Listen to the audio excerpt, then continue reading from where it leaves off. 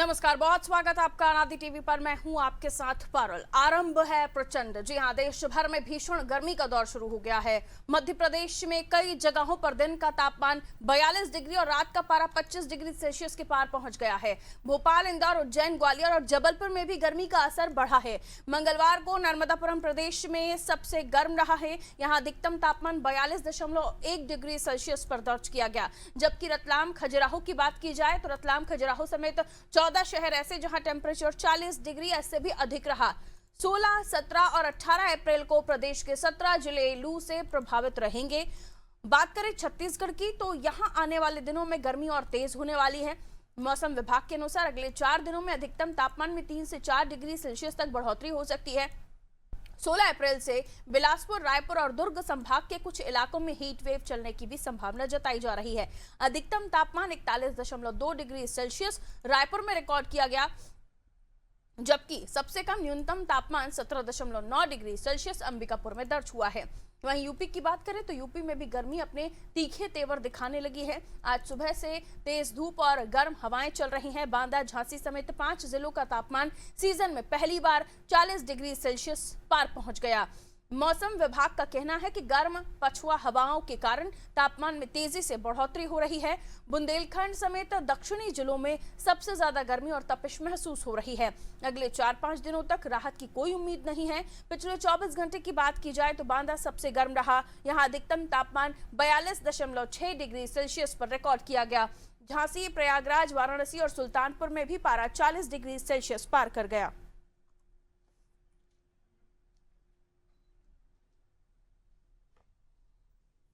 तो आपको बता दें, लगातार जो गर्मी है वो बढ़ रही है। टेम्परेचर लगातार हाई पहुंच रहा है और सूरज के तेवर इतने तीखे कि लोग बाहर निकलने में भी सोच रहे हैं। जिनको बहुत ज्यादा जरूरी हो रहा है वही बाहर जा रहे हैं। लोगों का भी कहना है काफी गर्मी है, जिससे उन्हें खुद को बचाना है और इसी वजह से लोग अपने आप को कवर करके चल रहे हैं। साथ ही साथ अब गर्मी का सीजन है तो लोग ठंडी चीज़ों का सेवन कर रहे हैं, तरल पदार्थों का सेवन कर रहे हैं।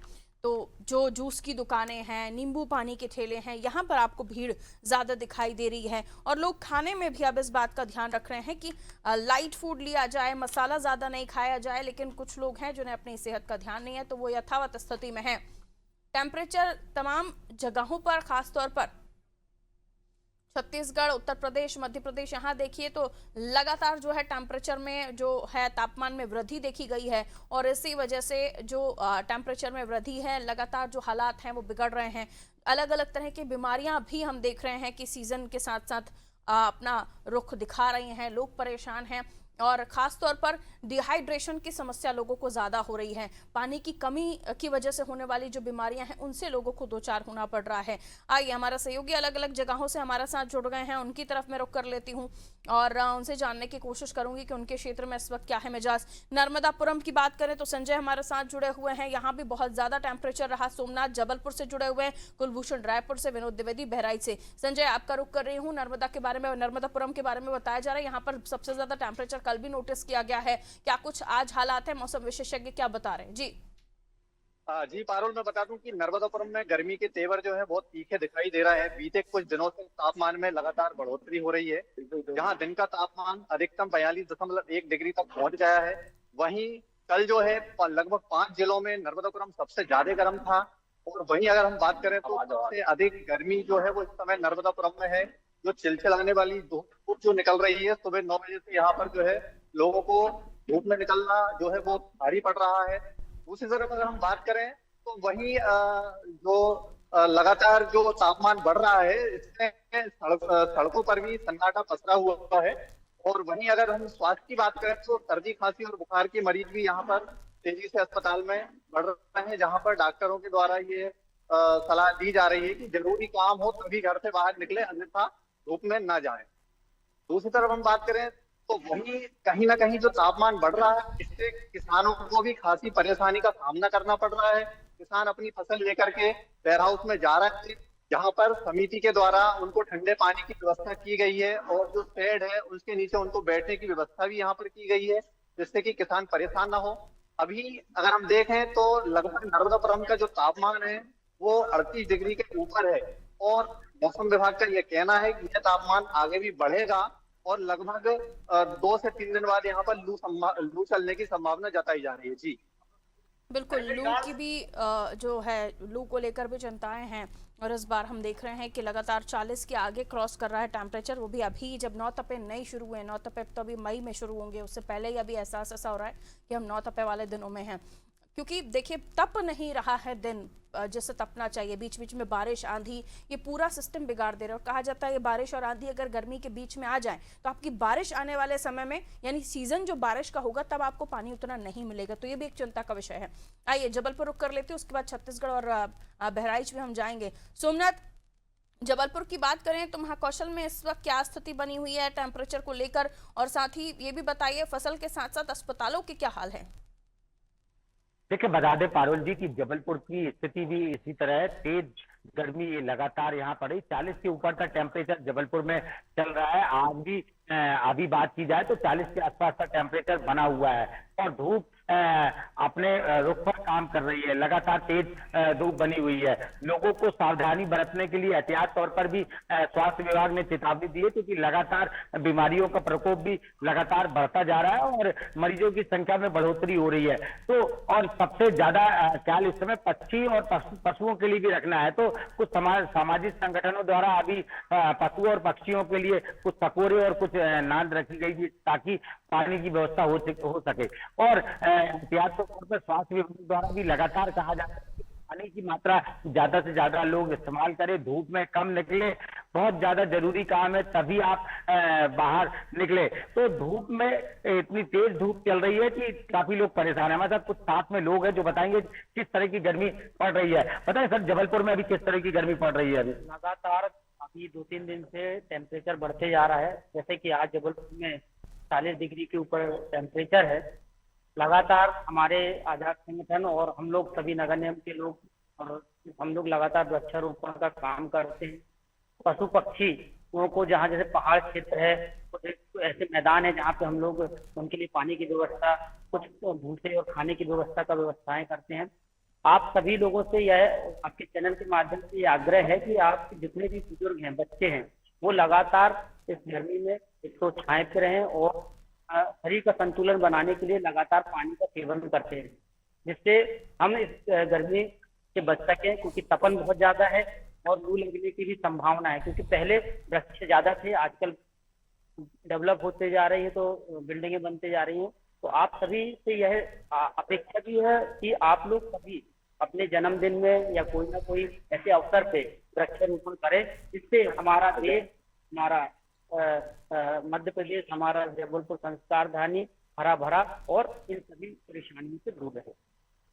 तो यही बता रहे कि लगातार गर्मी बढ़ रही है और इसमें विशेष तौर पर सावधानी बरतने की आवश्यकता है। जिला प्रशासन ने भी पूर्व में ये कहा था कि सावधानी बरतने की आवश्यकता है। स्वास्थ्य विभाग के द्वारा भी निर्देश दिए गए हैं। तो जिस तरह मरीजों के आंकड़े लगातार अब बढ़ रहे हैं, ओपीडी में भी 200-250 ओपीडी की संख्या आज देखी गई है। तो ये इस तरह की जो ओपीडी बढ़ रही है, इसमें जागरूकता की अति आवश्यक है। जी पारुल जी।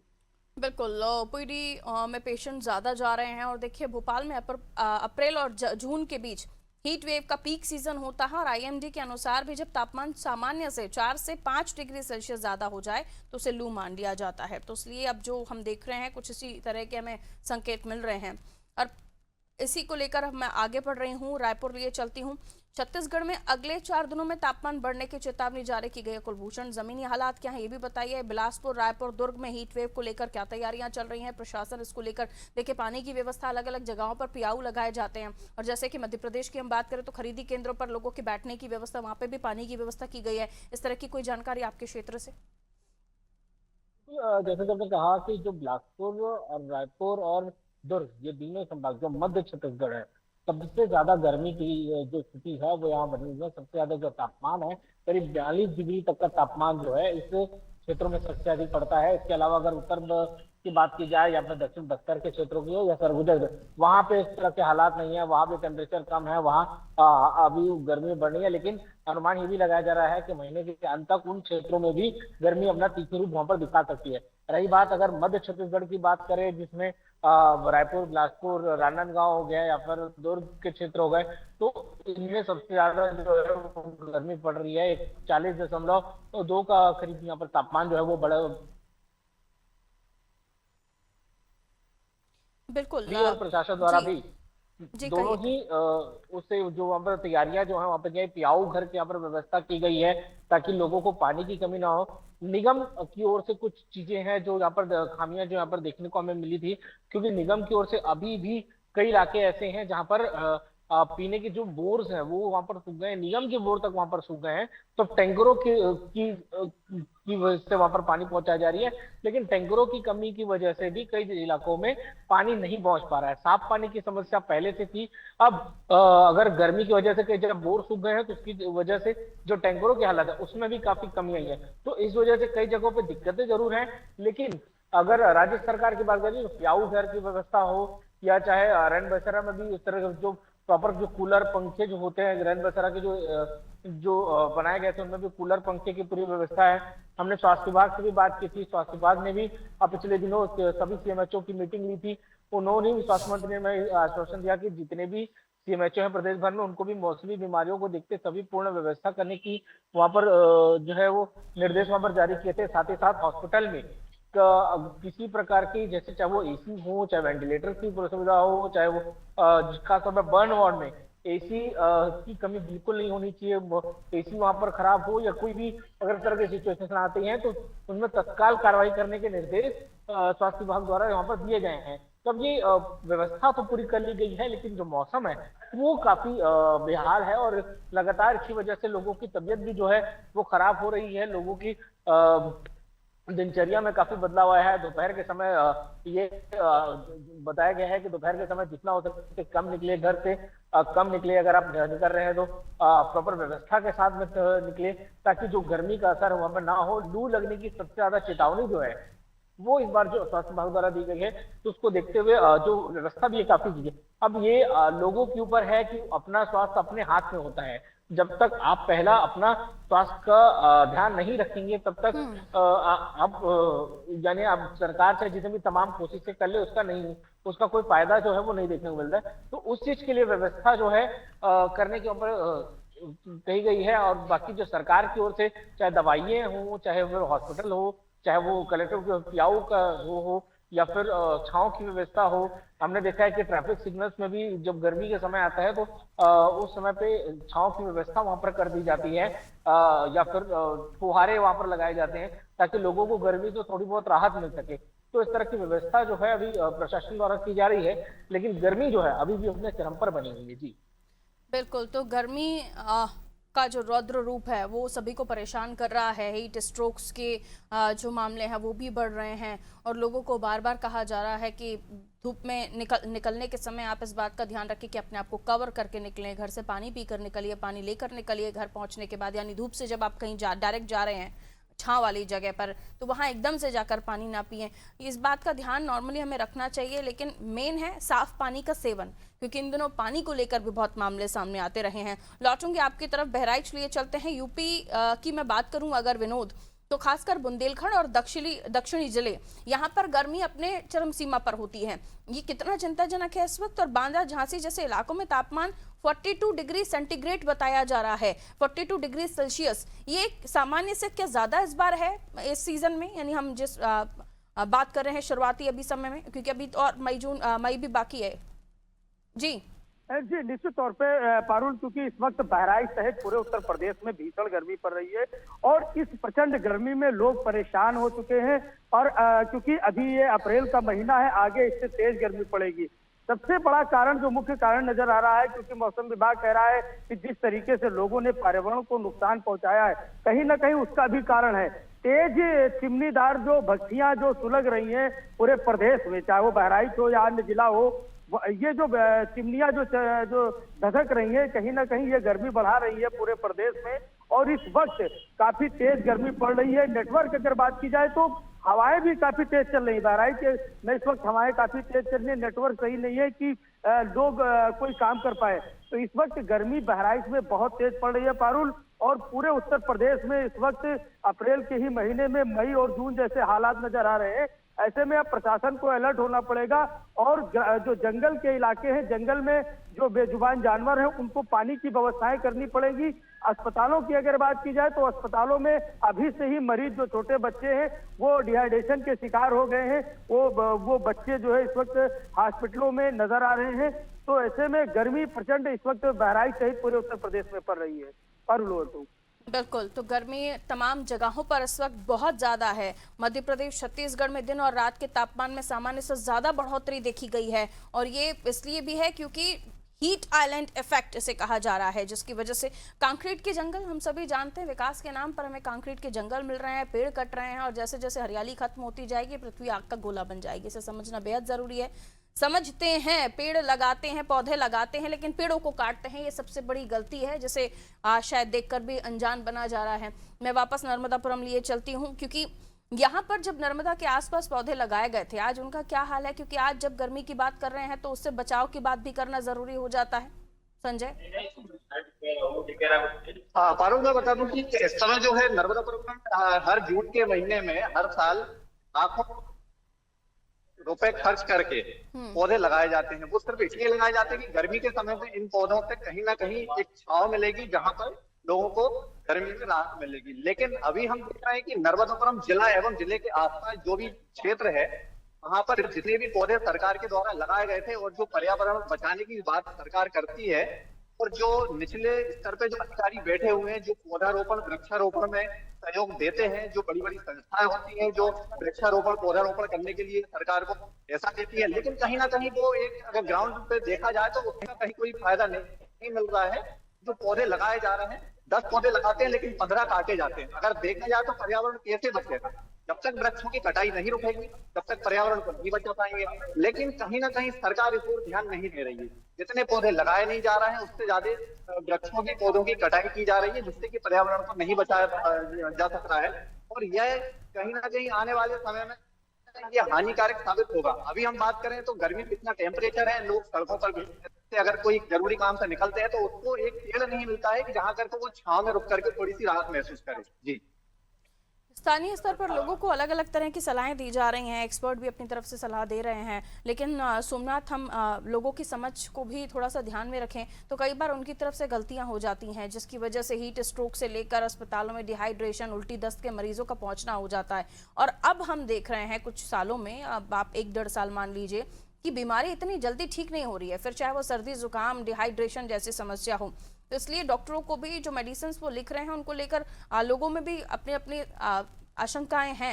इस वक्त अस्पतालों में जो मरीज पहुंच रहे हैं उन्हें इलाज कैसा मिल रहा है? मेडिसिन डिपार्टमेंट में किस तरह की मेडिसिन मौजूद हैं? देखिए, बता रहे हैं कि अस्पतालों में इस तरह की खामियां तो जरूर नजर आ रही है क्योंकि लगातार देख रहे हैं अगर बुखार आ रहा तो पैरासीटामोल अगर ले रहा है या दर्द की गोली ले रहा है, लेकिन उसको कोई आराम नहीं मिल रहा। लगातार वो 1 महीने से अधिक भी गोली खा रहा है लेकिन उस पर कुछ असर नहीं जा रहा है। एंटीबायोटिक लेने के बाद भी उसको इस तरह की परेशानी आ रही है। तो इसमें प्रमुख तौर पर देखा जा रहा है कि अभी बीच में ये भी सामने आया था जबलपुर में कि नकली दवाई सामने आई थी। तो इस तरह का नकली दवाइयों का भी लगातार अगर देखा जाए तो उसका भी खेल चल रहा है क्योंकि लगातार जो दवाइयां व्यक्ति खा रहा है, मरीज खा रहा है, तो उसको इलाज में कुछ अंतर समझ में नहीं आ रहा है, जिसको लेकर जिला प्रशासन द्वारा पूर्व में भी निर्देश दिए और मेडिकल स्टोरों में भी कार्रवाई की गई थी। तो मेडिकल स्टोर और जो स्वास्थ्य विभाग के अधिकारी है उनके द्वारा ये कहा गया था कि आप प्रॉपर डॉक्टर से ट्रीटमेंट से ही दवाइयां ले, मेडिकल स्टोर से दवाइयां ना ले और जो डॉक्टर से दवाइयां दी जाती है उसको मेडिकल स्टोर से बिल समेत लें, विदाउट बिल ना ले। बिल समेत लेने से ये हो जाएगा कि आपको प्रॉपर सही कंपनी की दवाई मिलेगी और कंपनी एक दवाई ले।